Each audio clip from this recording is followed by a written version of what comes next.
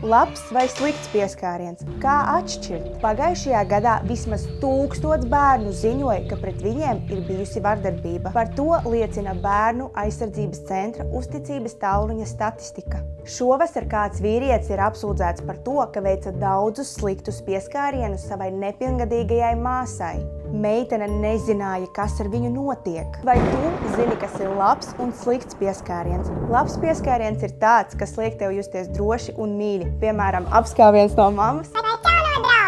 Slikts pieskāriens liek justies neērti. Tas var būt sāpīgs, ja kāds iesit vai rauj aiz matiem. Tas var arī nesāpēt, bet tik un tā likt justies neērti un slikti.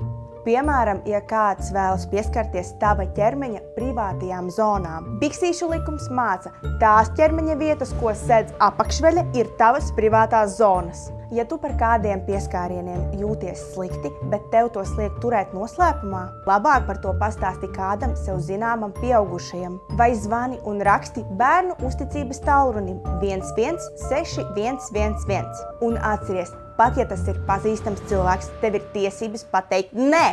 Tavs ķermenis, tava izvēle!